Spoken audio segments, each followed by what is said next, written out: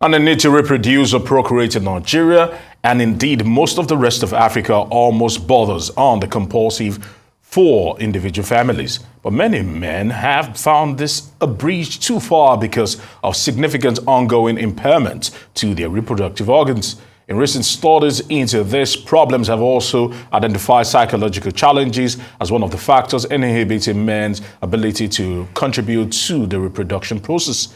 We're now being joined by Dr. Rasheed Abbasi, who is Chief Medical Director at Heritage Men's Clinic, both here in Lagos and the United States, for a bit of focus on this problem. I want to say thank you for joining us here on Newsday. My pleasure. Thank you for having me. Now let's start it off.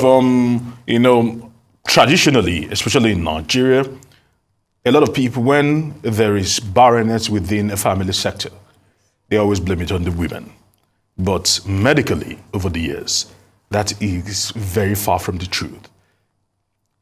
How do we reverse this trend so that it becomes normal to know that lack of reproduction is both a male and female problem? Excellent point. Because culturally, we've been programmed to think when there's problem in the marriage after a year or two of being married and there is no product of the womb, that it's a woman's problem. But like you alluded to, scientifically, the data is absolutely clear. It's actually equal opportunity offender. And now in West Africa, in my own clinical experience, we're seeing younger and younger, especially Nigerian men, in their 20s with low sperm count. And if we have the time, we can delve into it because the data is absolutely clear.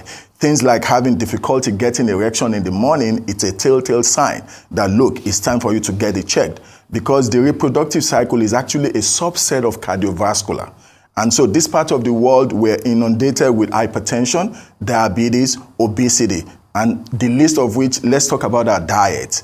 It's not when you're trying to get your woman pregnant that you should be taking swallow late in the day. These are things that diverts blood away from the major part of your body that absolutely needs it. And of course, we're black, so we should be conscious of our prostate health, because you and I cannot make adequate active sperm cells if the prostate is not good. All right. Just let me go ahead quickly, because since we're talking about cultural influences, the level of one's madness, permit me to use that word, usually stems from the fact that, literally stems from the level of libido you have as a man. And that cultural stigmatization people get to face, that they don't want to come out to say, more or less they're impotent, has hampered a lot of people from getting help. How do we begin to reverse this thing to say that it is normal that some people have a high level of libido, or probably a high level of ability to reproduce more than others? Wow, you're actually getting into one of our home problems. In this medical field, in this space of men's health, one of the issues we face is the stigma. Because men don't look up, men don't go there. And for you to tell a man that, look, you are impotent, is like it's forbidden. So they don't want to deal with that. But we now see the medical reason. You know, when we were all young, in your teenage lives, you're full of testosterone. Mm-hmm. We now have data that there are certain types of food that can affect the production of your testosterone. Unlike women, when women get to a certain age, their estrogen goes to zero. For us men, it's a gift from God. Our testosterone should never go to zero. However, the data tells us if you eat certain types of food that quote unquote we call estrogen philic, the heavy swallows that we eat in the West Africa here, talking about aiba, amola, pounded yam, all these adds more weight. They actually disturb the production of your testosterone. And why is that a factor? You and I cannot make good sperm cells. Basically, we can become impotent if our testosterone is low. And that means you wake up in the morning, there is no erection. That's a telltale sign. Because if your testosterone is good, you should wake up with a morning hood. If you're not waking up with that, then it's time you see your doctor. Because by the time you get married and you go to the other room, there's going to be power failure. Well, how enlightening. But doctor, let's look at a scenario. We have a new government. We have a new health minister. What should be the focus of that cabinet right now in terms of the health sector in Nigeria? Wow. And just do like a short overview and what you feel the focus should be. Good, excellent question. We're now talking on the larger scale. We're talking healthcare delivery system in Nigeria and the new administration. For me, in my personal opinion, and what I've seen over the years, practicing in Nigeria and practicing in the US, our healthcare delivery system is not existing. Let's just face it. It's facing a lot of problems. For example, we have PHCs, the primary healthcare centers. We have about 30,000 of them. Only 20% are functional all over the nation. And that is supposed to be one of the bedrocks because Nigerian healthcare system is based on three-legged stool: primary healthcare, secondary healthcare, and tertiary. Unfortunately, the federal government only bogs themselves down on the tertiary. They're looking at the teaching hospitals. That is okay, but for me personally, they need to do more than that. They need to do more than that in that there is nowhere in the world where the government alone can carry the burden of healthcare. And then when you're talking about a situation like Nigeria, where what we have is failed, our medical education system is not existing. If you go back a few years ago, Nigerian doctors were the ones that went to Saudi Arabia. They never came back. They established Saudi Arabia healthcare system. They created a vacuum here. Our medical school systems don't have good professors anymore.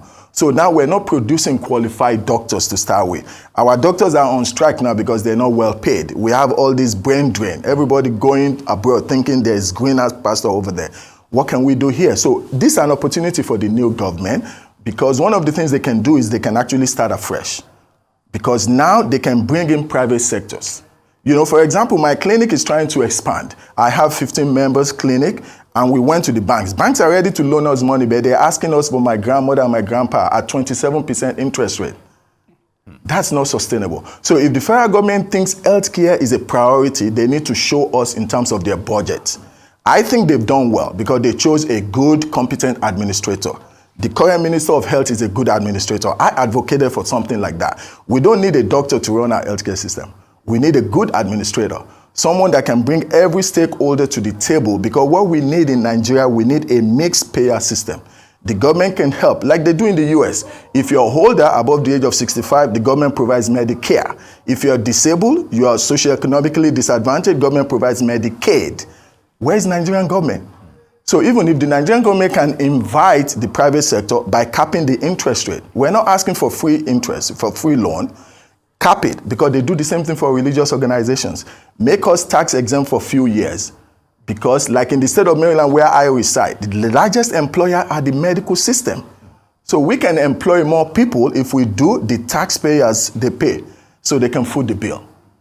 And again, I advocate for what is called medical intelligence. Nigerian government as of today, we don't know how many number of doctors we have. We don't know how many number of doctors have gone out. We don't know how many number of facilities. And we don't have enough healthcare facilities for our people. If we invest in medical intelligence, it will be data-driven. You're going to know the number of students you have in medical school. You're going to know the number you need for a certain number of times.